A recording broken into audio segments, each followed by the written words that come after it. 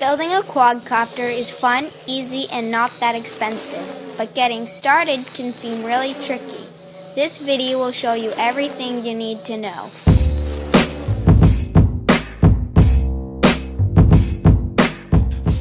Here are the parts you'll need: 450mm glass fiber quadcopter frame, some 1000 kilovolt brushless motors, 9x4 0.7 propellers, electronic speed controllers, an AC charger, a LiPo pack battery, KK2.1.5 multi-rotor LCD flight control board, servo lead extensions, bullet connectors, XT60 connectors, a 9-channel transmitter with an 8-channel receiver. I also used thread lock, shrink tubing, mounting tape, and Velcro straps. Tools you will need include a clamp and soldering iron. Once you have all your tools and components, you're ready to build. Start by attaching your 4 motors to the quadcopter arms. Some thread lock will help you make sure they don't come loose in the air. Once you've attached motors to all 4 arms, pass the wires through.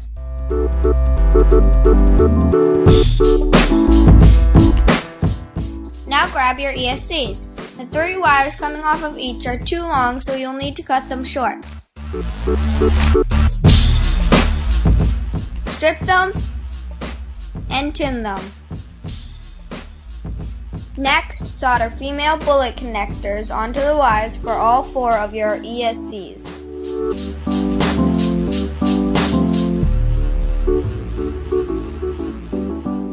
Cut some small pieces of shrink tubing and secure them using the soldering iron.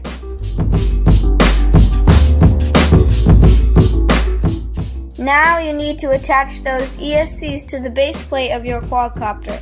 Make sure you solder red to the positive as you go around and attach all 4 ESCs.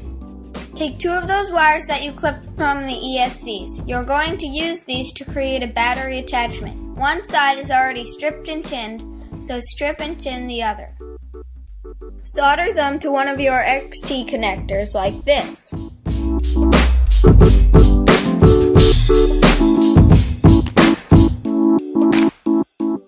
Then slip some more tubing on and shrink them down. And solder the 2 wires to your quadcopter plate. Pay attention to positive and negative. Time to attach the arms. Flip the plate over and screw the arms on. Remember that the 2 red arms are usually on the front. Once you have all 4 arms attached, plug the ESCs into the motors. Secure the ESCs with zip ties.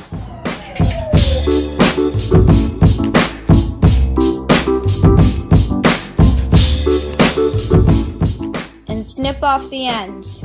Take 5 of your servo lead extensions and plug them into channels 1 through 5 on the receiver. Make sure the white side is up. You'll plug the other ends into these ports on your control board. Notice on the back that they are marked as your aileron, elevator, throttle, and rudder. This time make sure the white is on the inside.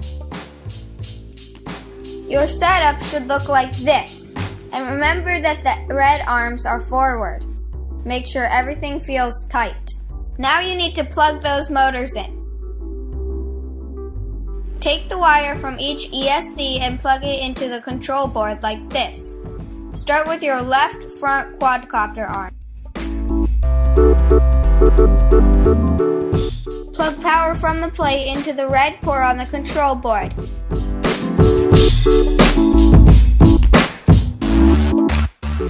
And plug in the buzzer that will give a handy audio warning when activating and deactivating the board.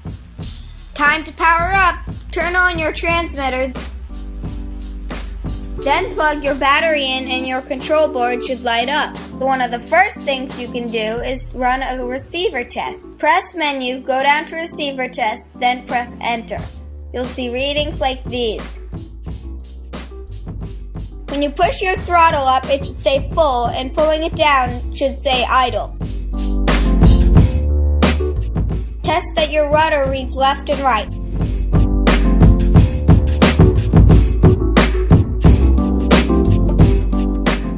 Check your elevator for forward and backwards.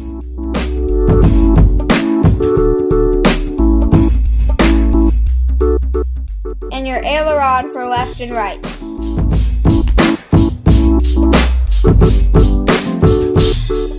There are a lot of things you need to do to calibrate your control board with your quadcopter, and there are other people who can explain it to you way better than I can.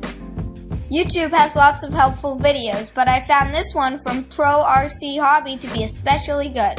Pause my video and get your control board all set up. Once you've got everything working, you're ready to secure all your components and get ready for flight. I used Velcro strips and a strap to hold the battery in place. Screw on the top plate of your quadcopter frame. You can feel how much sturdier it is now. To attach the control board, I used the foam case that it came in. Again, some Velcro strips hold the case in place.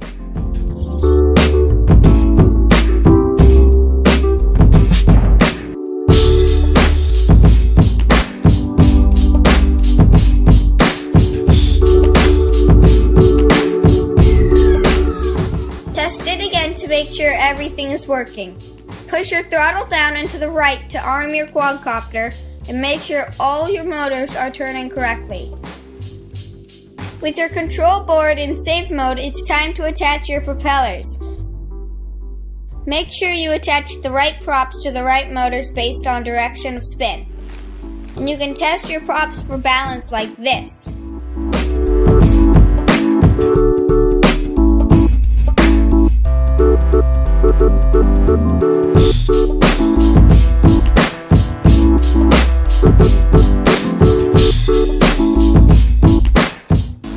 Once your propellers are on tight, you're ready for your first test flight. Flying takes some practice. Make sure you screw those props on tight or they will come loose during flight. Some flights will land well. Yeah.